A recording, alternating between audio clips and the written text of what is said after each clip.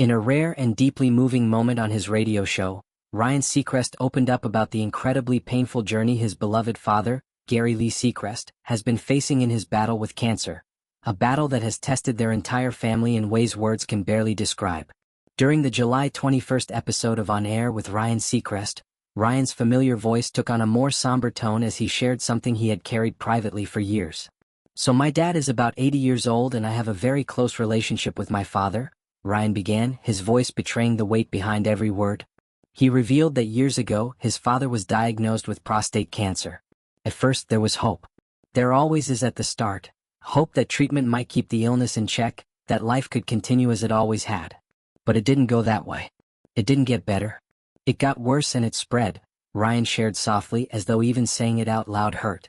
Though the diagnosis was not new, Ryan admitted he had chosen to keep the details of his father's struggle private, until recent events left him no choice but to speak from the heart. It was last season on American Idol when he got the call that made everything else fade into the background. His sister's voice, trembling and urgent, came through the phone. "Dad is in the ICU. How fast can you get here?" "I finished the show," Ryan recalled. "We were almost done. I couldn't even remember what I was saying was on the show. It was like robotic at that point." The urgency of family overtook the routine of work, and Ryan flew to Atlanta as quickly as he could, praying he would get there in time. What he walked into was every child's worst nightmare.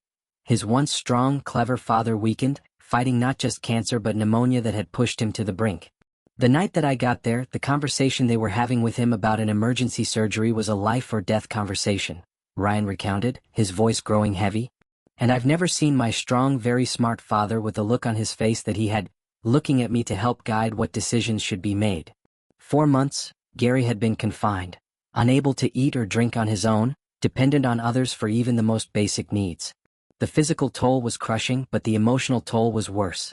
And through it all, Ryan's mother, herself a survivor in remission from cancer, had stayed by his father's side, carrying a burden that most people could barely imagine. "God bless her," Ryan whispered, the gratitude clear in his voice, mixed with worry for her too. But even in moments of darkness, hope can appear in small but powerful ways.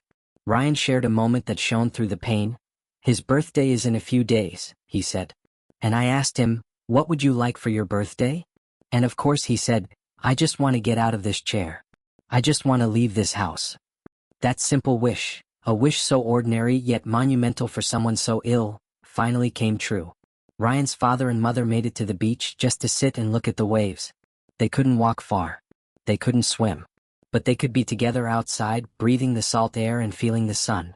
Ryan received photos of his parents smiling, sitting by the shore, two people who have loved each other for 55 years, still finding moments of happiness even with so much uncertainty ahead.